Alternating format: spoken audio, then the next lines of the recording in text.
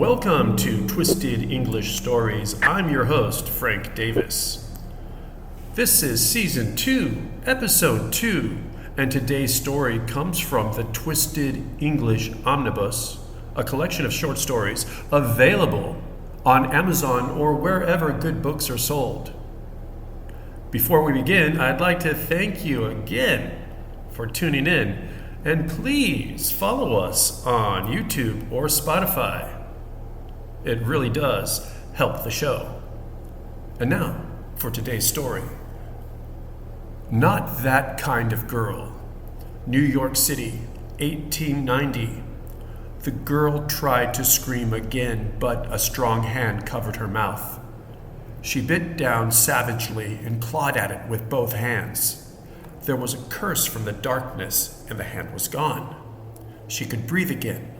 She started towards the stairs, but was seized from behind and hurled against the grimy cellar wall. She knew no more. Newark, 1894. Dr. Frederick Peake liked to joke with his patients. He might say to a rheumatic octogenarian, "Have no fear, you have reached the peak of medical expertise." Or to an injured schoolboy, "Let me peek at your ankle. Yes, it is twisted." He had a charming bedside manner, and his patients always left feeling better than when they arrived. Yet there was another side to Dr. Peake that very few people saw and lived to talk about.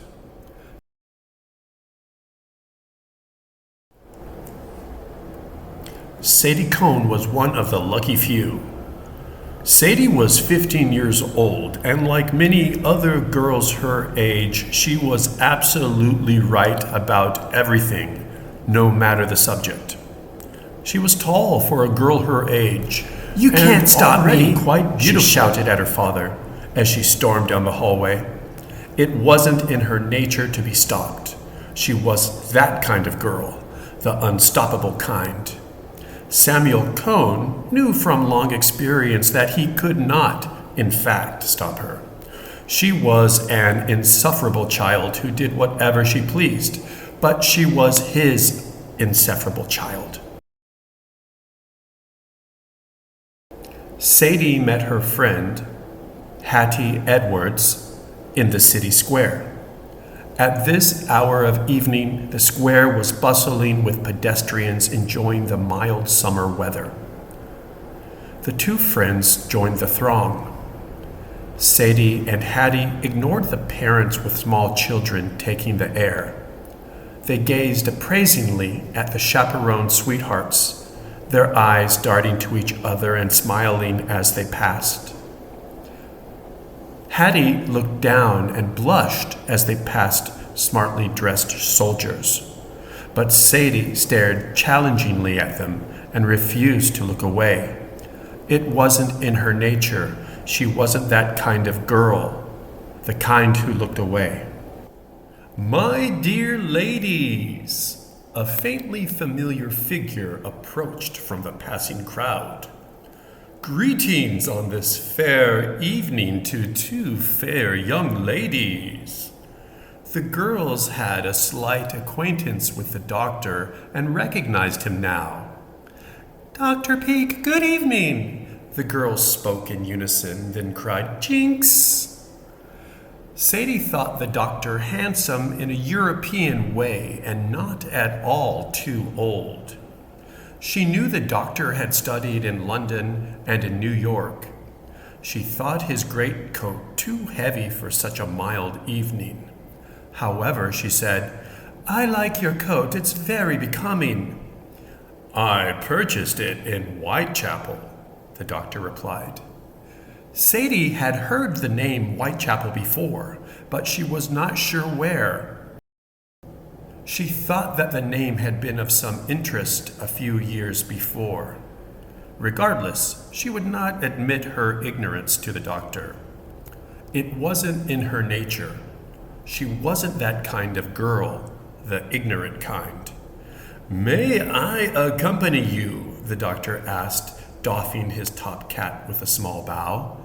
Yes, please do, Hattie agreed at once. The trio proceeded along the sidewalk arm in arm. Sadie is angry with her dear papa, Hattie offered. She wondered if it would be rude to ask about the line of large scars which ran from the back of the doctor's hand down under the sleeve of his greatcoat. Oh, pourquoi? The doctor asked with exaggerated concern. After telling of the quarrel with her father, Sadie declared, I'll never go home again. If you are not going home, let's get married, Dr. Peake suggested in jest. Sadie looked at him, her teeth biting her lower lip. Her eyes lingered coyly.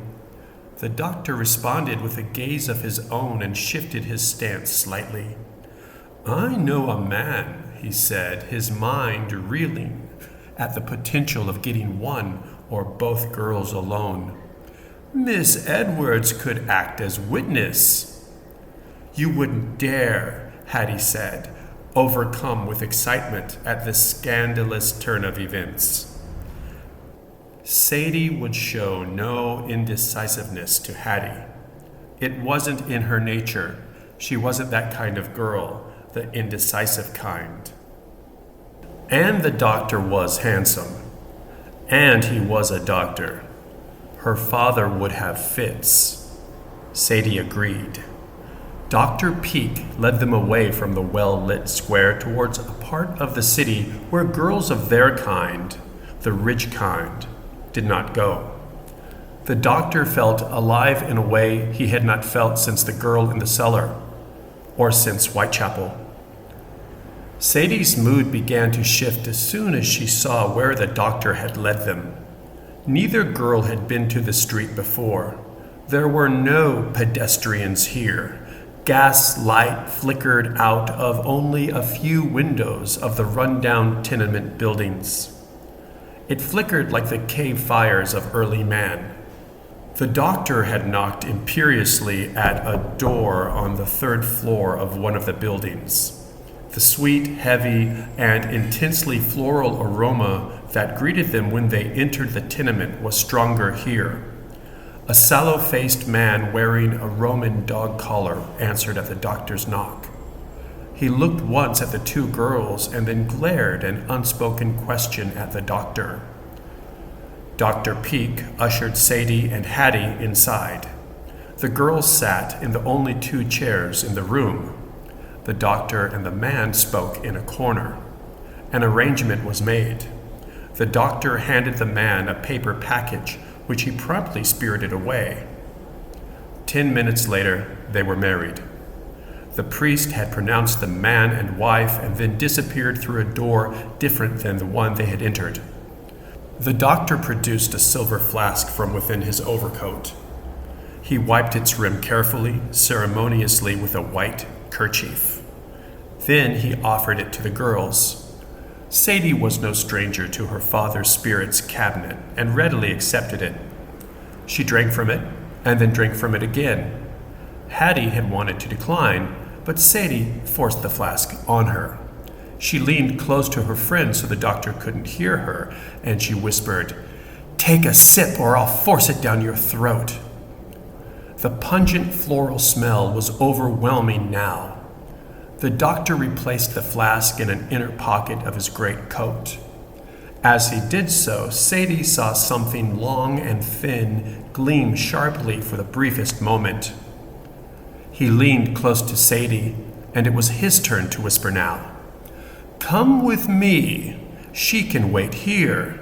It's our honeymoon."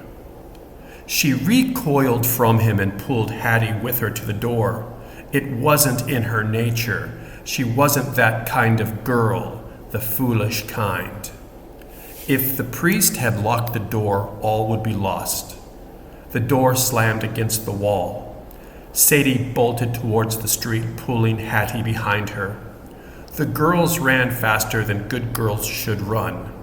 They ran in the direction of the well-lit square and safety. Papa, I'm sorry. I'm so sorry. I'm so sorry, Sadie repeated as they ran. She was too frightened to look behind her. The doctor would surely be there.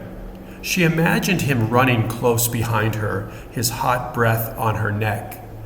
She saw more clearly now as she ran the long, thin blade he held tightly to his side. When Sadie reached the square, Hattie was no longer at her side. She collapsed to the cobblestones as concerned pedestrians rushed to her aid. "Whitechapel," they heard her mutter. "Now I remember." It wasn't in her nature. She was not that kind of girl, the forgetful kind. Thank you for listening to Not That Kind of Girl, Season 2, Episode 2 of Twisted English Stories. I'm your host, Frank Davis. If you've enjoyed the show, please follow us on YouTube and Spotify, and be sure to tell a friend. It really helps the show. We'll see you next time. Twisted English Stories.